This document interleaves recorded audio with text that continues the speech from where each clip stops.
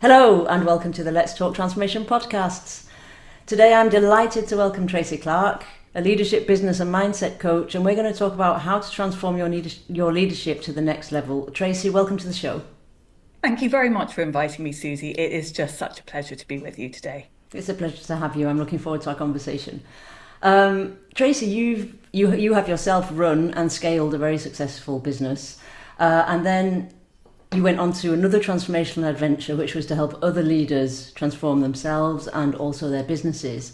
Can you tell us a little bit more about this journey and why you chose leadership more particularly as your focus? Yeah, absolutely. So my brother and I had our own business. It was in the international oil and gas events industry. So we worked all over the world. Busy. Yeah, very busy, lots of traveling. Yeah. And, we worked at a very high level. We worked with presidents and ministers and then heads of international and national oil and gas companies. And we had some great moments. We won 2 international awards, Queen's Awards for international trade. That was very exciting. Yeah. We had periods of growth where we grew by 450% in 5 years. Wow. And we scaled to, we had an 8-figure exit as well.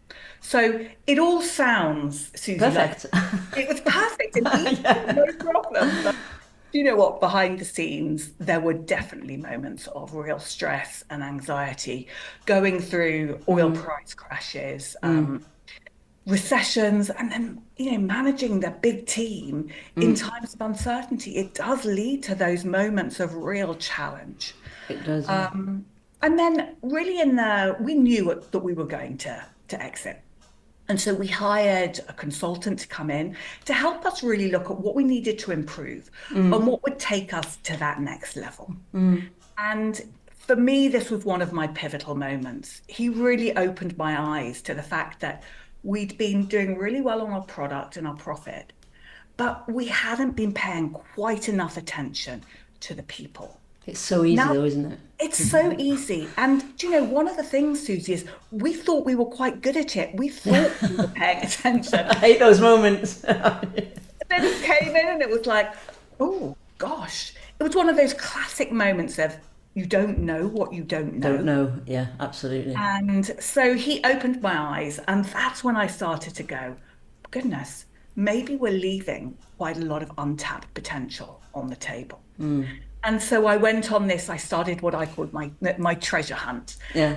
That took me into the world of coaching and really sort of thinking about what is it that helps people move to that next level? What is it that helps people unlock that latent potential that we all have inside us? And not only unlock our potential, but unlock all of the potential of the people around us. And I think that's the reality, isn't it? In a lot of organisations, so much potential remains untapped, unseen, unheard of, in inverted commas. 100%, 100%. So I decided that that's what I was going to do. And then you asked why leadership. So that was probably the sort of the catalyst. But then there was another moment that really stands out in my memory. So I was recommended to read this book by a lady called Liz Wiseman called Multipliers. And as I read it, it was like one insight after another. And she talks about 2 main types of leaders: the multipliers who extract and expand their potential of their team and really create that atmosphere where people step up and have great ideas and just think bigger. And then on the other side, there are the famous diminishers, and they unintentionally shut down their team, and they get people to hesitate, and really people are holding back. And they mention a few sort of few types of people or types of characters. And when I read it, it was like it hit me between the solar plexus, between the ribs, and I was like, oh, I've experienced a diminisher. Yeah. Oh my goodness. And I'm someone who's motivated, enthusiastic. And I'd felt that, do I really care? Yeah. And I thought, my goodness, if that happens to me, what Yes. are people doing? Yeah. And then she had couple of stats. So she'd worked out that multipliers extract 80 to 120% of the potential of their team. Right. Awesome. Okay. But diminishers are extracting 30 to 60%. Wow. So think about that a minute. They're paying 100%, Yeah. but they're leaving all that potential on the table. Mm. And then think of the opportunity cost of them leaving that potential on the table. So that Absolutely. was when it really was like, I felt this, I've been this, I know it. Tallying them with all the messages I've been getting and my experience. And I thought, this is what I'm going to do. Leadership to help those, especially founders who are technical experts in their area, Yeah. but have never been taught about leadership and they don't understand the impact they're having.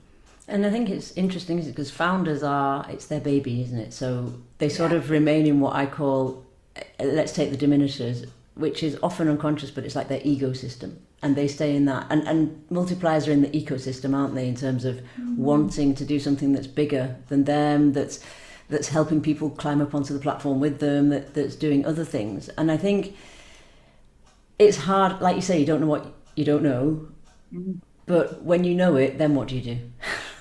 Yes, and I think you said something really insightful there is the diminishers and the accidental diminishers don't understand the impact they're having. Yeah. They have these huge blind spots. Yeah.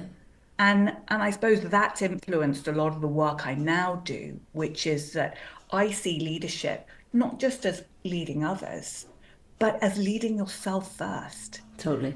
Unless you know the impact you're having, then how are you going to know the impact you're having on others? So, as I say, that's really her work helped me go deeper and really work out that this leadership of self, absolutely crucial. And it's the leadership of self at different levels as well, not just on the doing, what am I doing, but the self-awareness on what's going on in my mind and my thinking. And what impact is that having? And crucially, deep down in those, I think of it like a tree, Susie. So the trunk of the tree represents the strategy and the actions. Yeah, we need that. But if we just have that and a storm comes along, It's not sustainable, clearly. we need those roots, but they're invisible. We need to really think about what's under in the roots. And to me, they represent the mindset, the thinking, and then at the real depth, anchoring it is that concept you hold of yourself. So what is that story I tell about myself that then influences my thinking and my actions? That is what I found. That's really what I do. And that's the hard work, isn't it? I think. I mean, we always say leadership is an inside-out job, and as you state, it is, and it's hard work, isn't it? So to go and look under the roots and have a look what's in the soil, what's feeding it, why your tree is growing, and what it means for who you are. But tell us a little bit more about the multiplier mindset, therefore, because you know how it must be hard to get people to go and have that discussion. My experience is people don't want to have that discussion because they're too busy doing, which I also understand from having worked in a large organisation. And you know, everyone thinks, oh, you worked in a large organisation, so you did loads, and now you don't work in a large organisation, you do less, which is not true. But I think this balance between doing and being is at the heart of our discussion. I think it's at the heart of tomorrow's leadership, which we need today. So, you know, when I was reading through your work, and I was reading, we'll come to it later, your leadership scorecard, I was thinking, okay, so what is a multiplier mindset, and how do we get there? So the multiplier mindset is really about extracting and expanding possibility and seeing what might not be where you're going to go logically. So it's seeing beyond the logic and really leaning into possibility. And as I say, it's been a journey, and that led me to develop really my indicators of success. Because I was really fascinated with how do I build that multiplier mindset, but how do I unlock that potential? So I realized I started to develop two models. One is my tree that looks at the source of success. So what are the areas that are really the most impactful for me to work on, that hit that domino for me to have the success? The effect, yeah. And so then I started to develop the indicators. And this was a Which I loved, by the way. did you? Yeah, Good. Fascinating journey. And yeah, I can imagine. actually, it gave me quite a lot of surprises. So I started with a classic. Well, what do I see? People lack clarity. So clarity needed to be in there, not just as you say on what I need to do, but in the roots of the tree. How do I need to show up to really get the result that I want? So clarity was key. Conviction, that belief that we have in ourselves, that's the rocket fuel that's going to drive us and get us through those challenges. Commitment, the third indicator, really looks at how committed am I? And the deeper that level of commitment, then the more resourceful I believe you become. Yeah, Because we are going to hit challenges, of course we are. But when we are committed and we go into this sort of mindset of curiosity, we find solutions we didn't know existed. yeah. Then I'm going to skip my fourth one because I'm going to leave that one to last. And I'm going to come to then trust. I started to see that trust was that invisible ingredient that really gets people to feel like they belong. It deepens engagement and productivity. Also creates a real sense of momentum. Then the fifth one is courage. So as you said, it's easier to do, isn't it? Yeah. But it can be a bit nerve-wracking to really look inwards and go, what might my blind spots be? And that, I believe that takes a lot of courage. Yeah, absolutely. And then the sixth one was the one that surprised me the most. So it was playfulness. Yeah.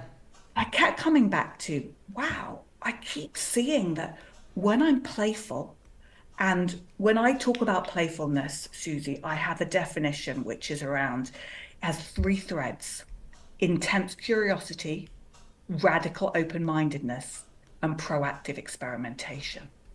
So when you think of playfulness as not just being a frivolous activity, as that, you start to see that becomes the amplifier.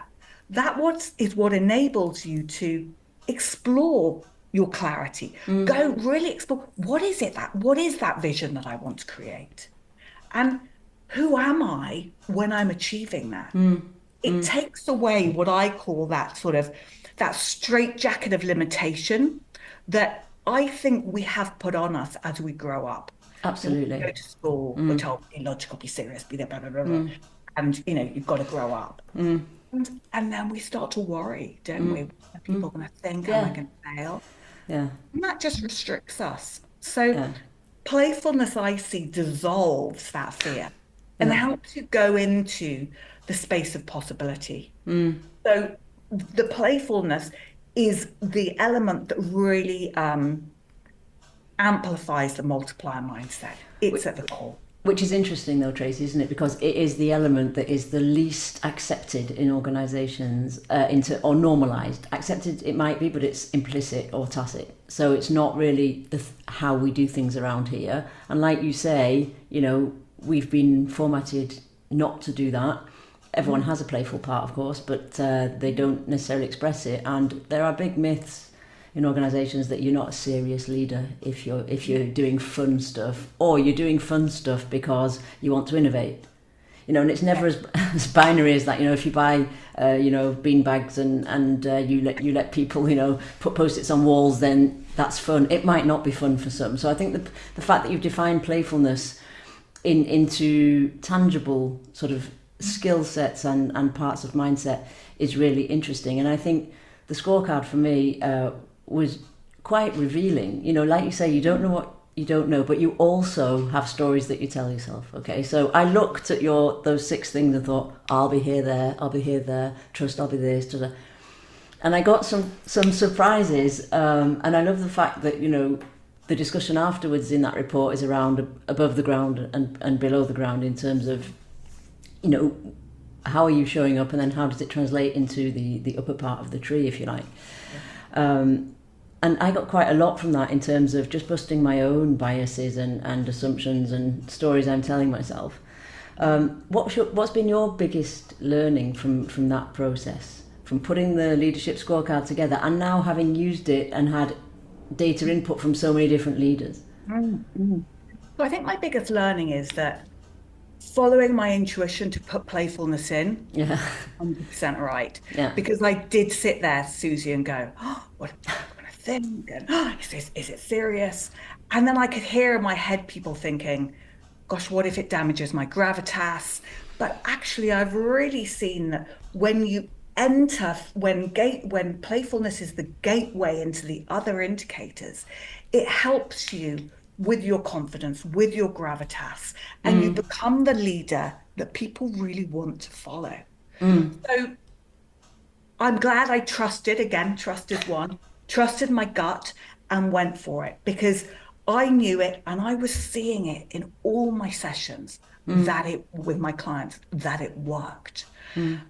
So really getting people to lean in to playfulness, even if they come out relatively high, it's take playfulness into each one of those. Mm. Well, some of the surprises have been one of the biggest surprise was courage. So I work with founders who are very visionary, challenging that status quo. But I found that they're telling themselves stories that are holding them back. And there is fear there on what are people going to think. So actually seeing that in, well, Mm. say black and white is in color on my Yeah. chart, but Yeah. seeing that courage was the one people struggled with, again, got me to go, okay, that is why we need to lean into the self-awareness, lean into the play and get them to understand what are those mental narratives Mm. they're telling themselves that are holding them back. Mm. And what is the story that they're telling themselves about who they are? Yeah. Because what I see is that you want to align that concept of yourself at the bottom of the tree, at the bottom Mm. of with the goal and the vision that you have. And that's what we're looking for, alignment with vision and with values so Mm. that we get authenticity. Mm. And then I suppose the other, probably not surprise, but element that really confirmed what I thought was that people need to lean into clarity. Yeah. You can never have enough clarity. Mm. So a few people had high clarity, but the most were in medium to low. Mm. So be playful, go in and really find that clarity of the vision. Mm. So what is it you would love to create? Mm. And then go into the roots. Mm. How am I showing up? And how will I be showing up? Yes. Who is the Susie 2.0, Susie Yeah. 3.0 Mm. who's achieved that? Mm. And see what the gap is. What is the gap that you need Mm. to close? And I think it's very interesting that the process you go through, which is a continuum, not a Yes. destination, if you like, because I got high courage scores, high playfulness scores, which I wasn't surprised about. Yeah. But it doesn't mean I've got nothing to do there, was my first insight. Yeah. You know, I can't just sit on, Beautiful. oh, yeah, I am playful, I am this. Yes. And I had never really formalized, Tracy, how does it interact with the other elements of that I also need to get the full tree, if you like. And that was very insightful for me, and also putting things in front of me that I probably didn't want to see either. But you know, that's part of the We all do that discussion. though. Yeah, we do. And so, you know, how do you use that to help founders scale their business? Yeah. Because let's say they have a clear vision, they have courage, they have conviction. How do you get them to, they're inside themselves, how do you get them to make sure that they're also looking at the other trees in the forest, if you like? Because when you're scaling, that's a big part, isn't it, in terms of what's going on in the markets and the business? Yeah, 100%. And I think it's realizing that this model works at different levels. Mm. So I always say start with the leadership of self, put that leadership mirror up. What is going on with me? Get those insights. Where might I be going into to diminisher or accidental diminisher? Understand that feedback. Here we do need courage. Get feedback from others. What impact am I having? Find out. Because you might think, you know, but I suspect there's a gap. So find out how everyone else is responding to you. And then take real ownership and be intentional about how you gain clarity on the type of leader you want to be. This is something I think people gain clarity on the vision. Don't always think about what type of leader do I want to be, who is aligned with my values and who is going to bring out the best in the others. So that is where I spend time with people.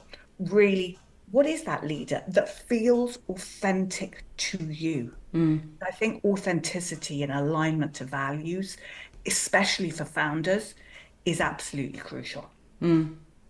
And then when you're thinking about how you can get become the multiplier and Yeah.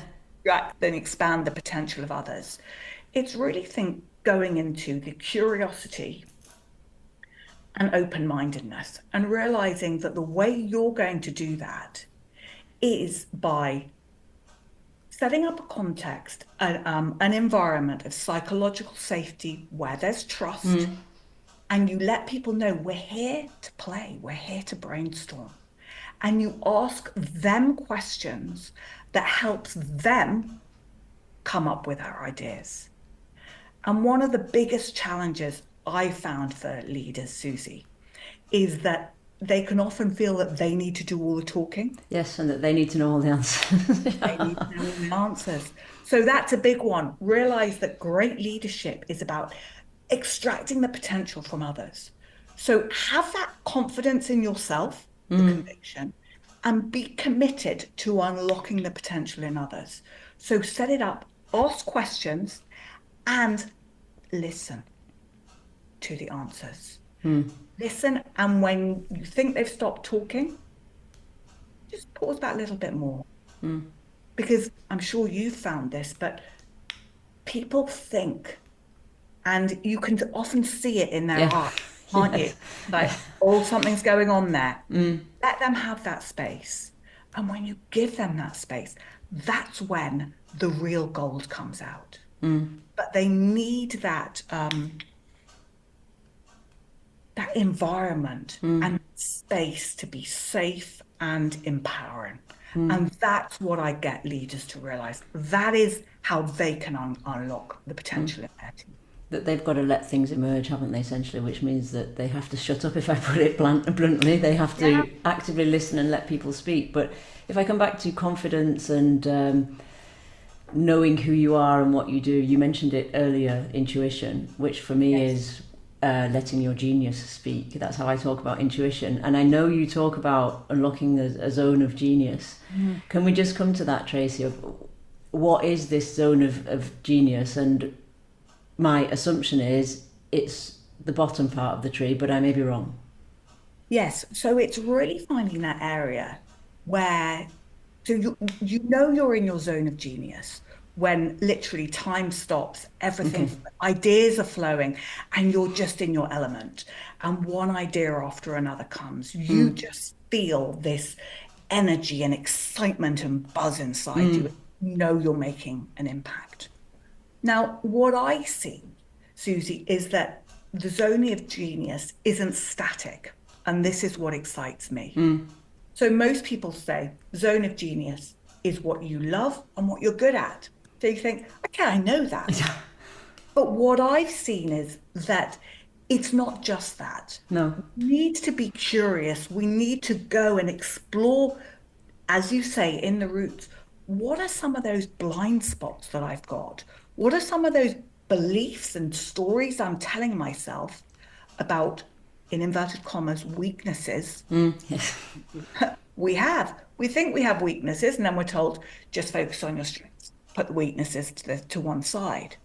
But what I found is that what people think are weaknesses are often areas that they've just not focused on.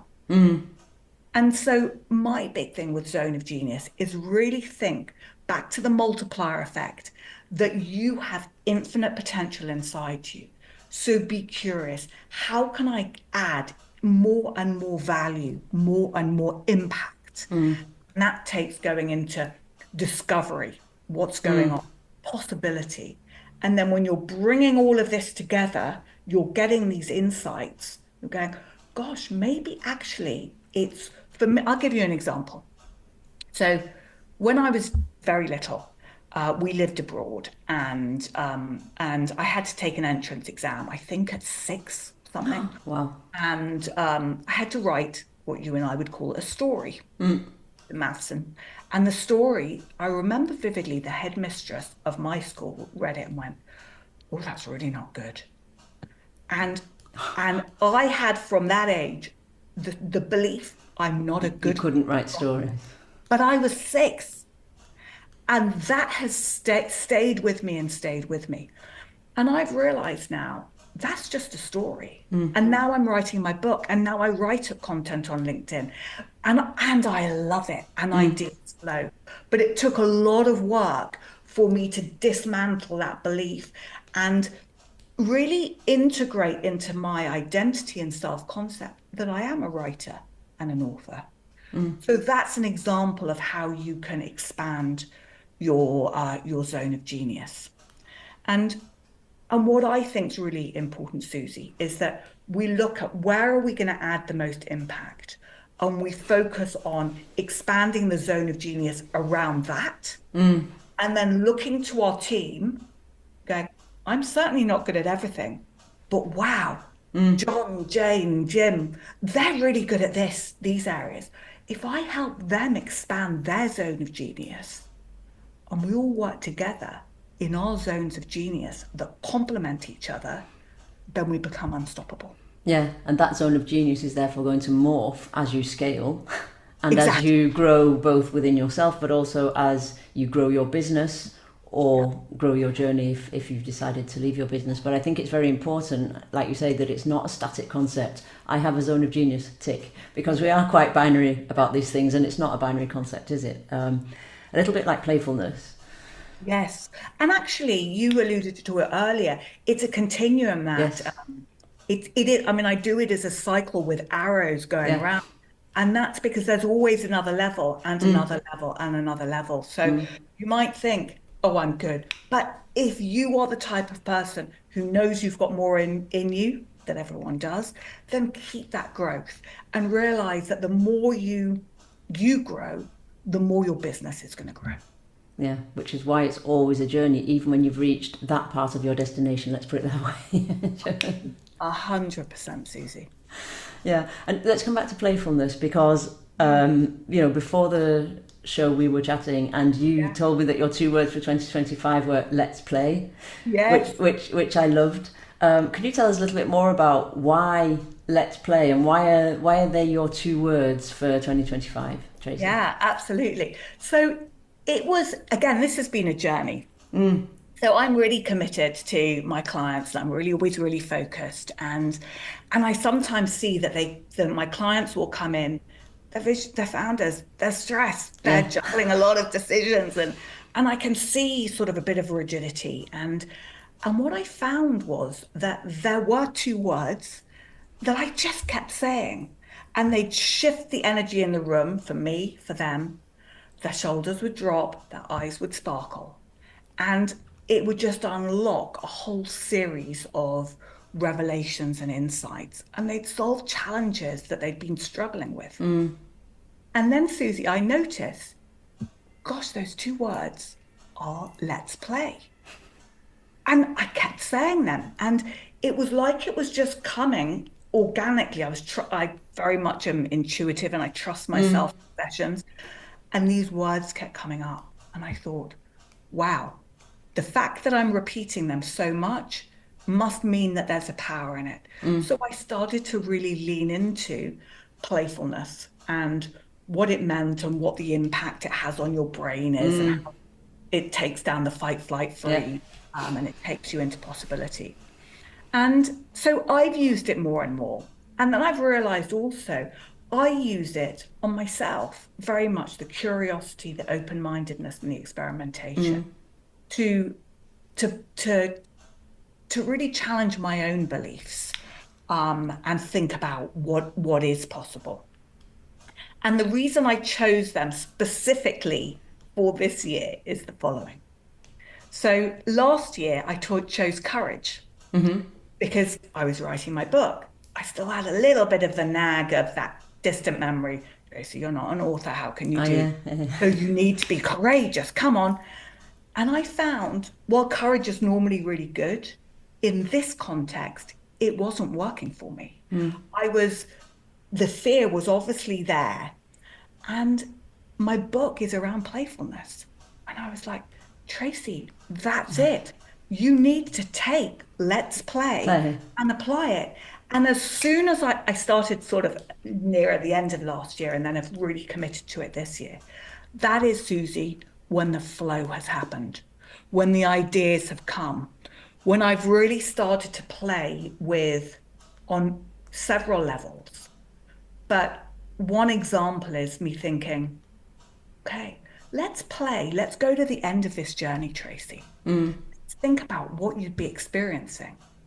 I thought, I have two lovely dogs, so I walk a lot. And I thought, what if I was walking down the street and I have a Waterstones near me? And I'd be walking down the street and I'd see my book in the window and see that it's a bestseller. And so I'm going through that in my imagination. I'm really bringing it to life. And that has been part of the playfulness, the experimentation that has really helped me. And then playing with, then there are different ways of playing. But so I'm seeing the impact myself, and I see it with clients literally every single day. And it's such a simple concept.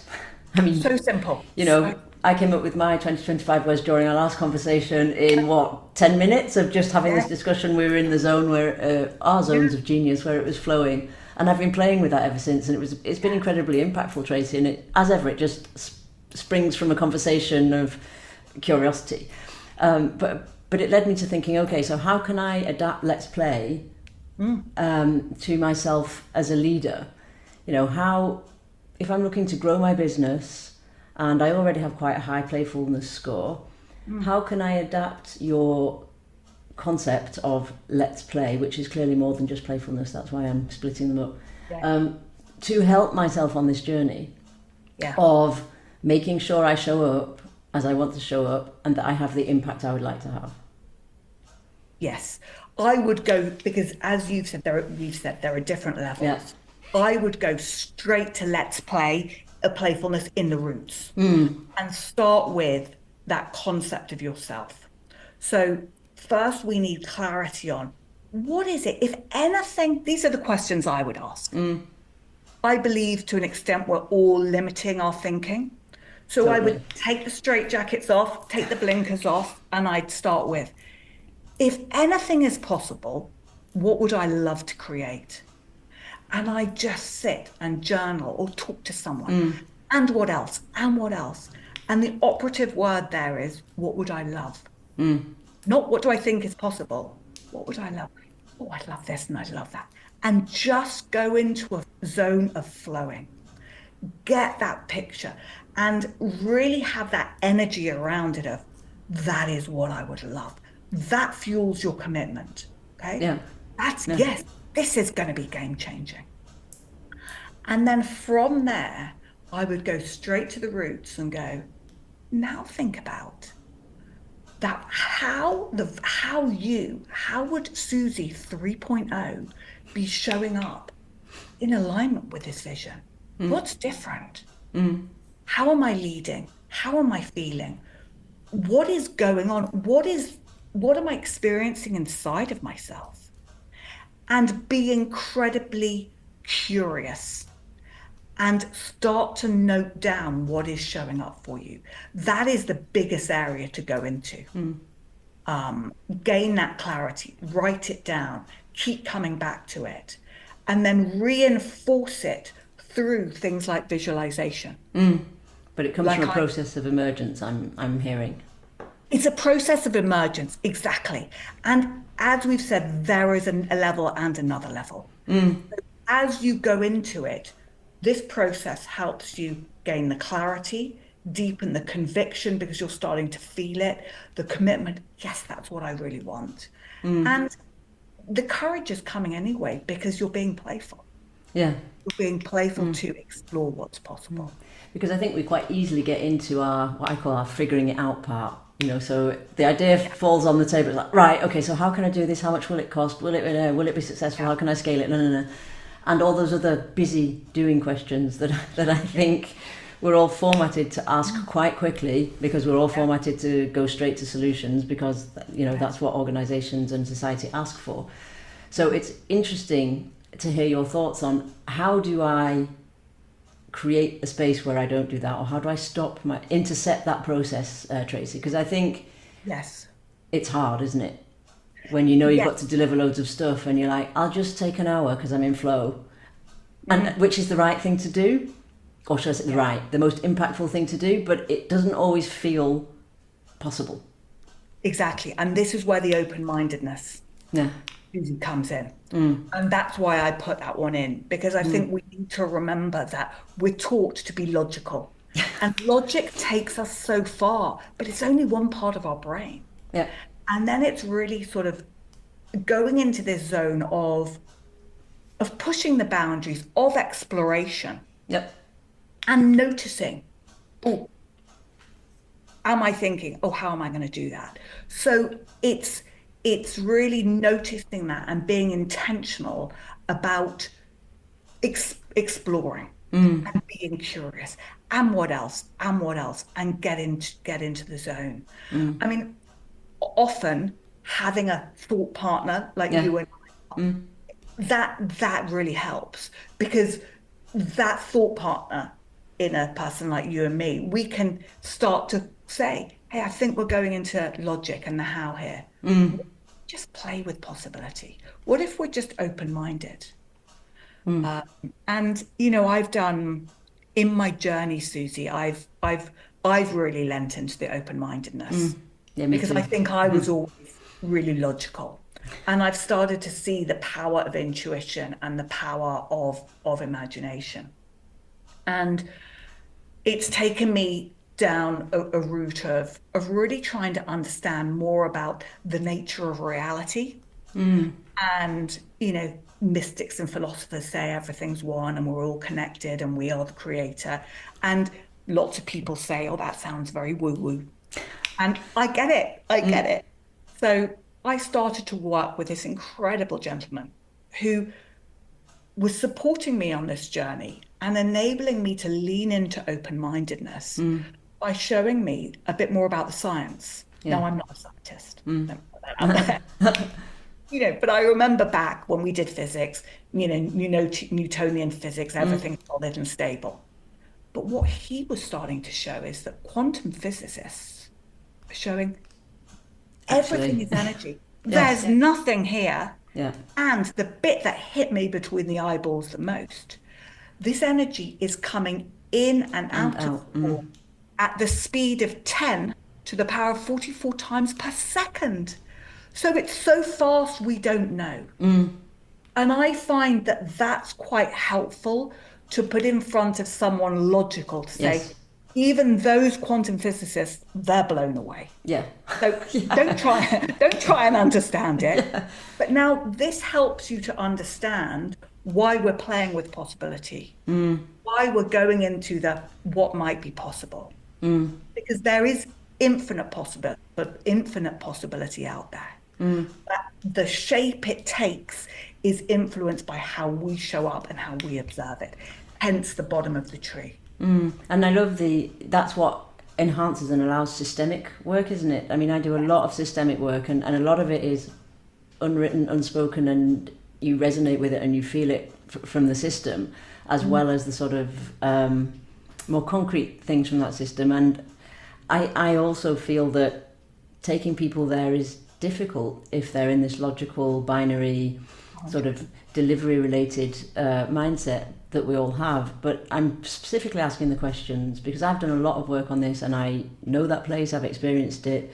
I would consider myself open-mindedness, but if you put enough pressure on me, Tracy, I'll go straight back to I've got to figure it out. No, I don't have time to sit and think. And so I think as a founder or a small business owner, it's very prevalent, isn't it? The world is so busy, there's so much pressure. So having a thought partner that is dedicated to you and your thoughts and helping you pull them out differently or look at them differently, I think is incredibly important, because often coaching, and I have a big thing around democratizing access to coaching, and this because it's not just for top level executives, it's not just for low performers. In fact, everybody needs this type of interaction. So I'm interested to see how you think founders should go about making sure they always have that. Yes, can I answer that question in a moment? Of course. Very much to me. I loved what you said about democratizing, coaching and allowing people to, to grow at all levels and also ones that might not all be able to afford it. Exactly. There are founders starting out there who might be on a bit of a budget, but their idea might be brilliant too. And we want to create a world where we have these changes, these technological changes that come in and solve some of these problems. Absolutely. And that was one of the reasons I developed this leadership success scorecard, because I was seeing these two models. I knew they worked for me, but I was seeing clients and founders loving them and going, wow, Tracy, this is so powerful. Coming back to, I'm going to my roots, Tracy, I'm going here, this is where I'm going. And then applying the indicators over the top. I thought, what if I could put it in some sort of format that would enable me to let others enjoy it? I'm all about giving and adding value and making a difference. So I discovered the Score app that Daniel Priestley has developed. It's amazing. It makes it so easy. And so that's why I've put it all together in a format that founders can take it. 3 or 4 minutes, you've taken it. It's easy. And then people said to me, just give them the scores, that's enough. And I thought, no, that doesn't sit. I'm around making a difference and making an impact. And one of my values is transformation. And thought, I'm going to spend a bit of time developing a report so that when the leader opens it, they're blown away. Not only do they get their scores, their overall score, but their individual score, but they get tips and insights on how to develop, as you said, in the roots and above the ground, so that they by themselves can start to shift. Yeah, it's incredibly impactful. It's incredibly insightful, what the report part, it makes you sit and think, and you can't say to yourself, I did this to do this, so I can't say I don't have time. Yeah, exactly. And then you can take it, what I'd say is start it and take areas. Yeah. I personally think that playfulness and clarity are important, are good entry points. So if you want to sort of know where to start, that's what I would recommend. Okay, I'll hold that thought. Time is running, but I do want to ask you about your book, and if you could give us a sneak preview into your book, what's in it, and your book and what's in it. I've got lots of other questions, but let's leave it at that. The book, you might not be surprised, is going to be called Let's Play. The 2 words that will forever change the way you lead and drive growth. So what I'm really showing is that it's the play linking to leadership and leading to commercial growth by unlocking your potential and that of your team. So I'm really looking at it in different sections. I'm still on section 1 at the moment, really sort of unpacking what playfulness is, why it's important, why it is so powerful, and why it has this multiplier effect. And then I'm going to break it down into leadership, how playfulness helps you develop leadership of self, and why that's important. It's in the beyond it. And then once you've developed it as yourself, how you in the 3rd section really develop as that leader that expands the possibility, extracts and expands the possibility of your team. So that's the ripple. Super. Through playfulness and by providing an environment that builds trust, psychological safety.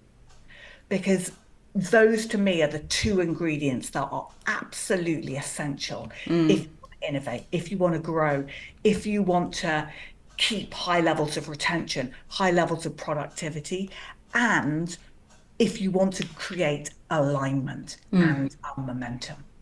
Sounds brilliant. Can I ask the $1 million question of when you think it's going to be published? End of the year. End of the year. End of the year. Yes. So Cool. Okay. I'm in my mind envisaging giving it to some of my loved ones and my clients as a Christmas present. That's what I'm playing Oh, so I will definitely watch this space then. Okay, cool. with. Tracy, do you have a final call to action for our listeners around playfulness, leadership, growing their business? I would say take the scorecard and really, as you did. So we can put the link in Yeah, the show notes I will do, yeah. But what I would say is be curious, go and do the report, and then start to choose one or two areas that I would say playfulness and clarity, and really start to understand the importance of focusing on the under the ground, the roots part, because that is where the transformation lies. If you can really build that version of yourself, that concept, get to your vision, that's how you really move the needle. Excellent. I'm going to leave our listeners with that playfulness and clarity, and I'm going to add curiosity in there because this whole conversation has been about curiosity, and just see what you can multiply. Great, excellent. Tracy, thank you so much for a brilliant conversation. Thank you, Susie. As always, just an absolute pleasure. It's been a pleasure. Thanks.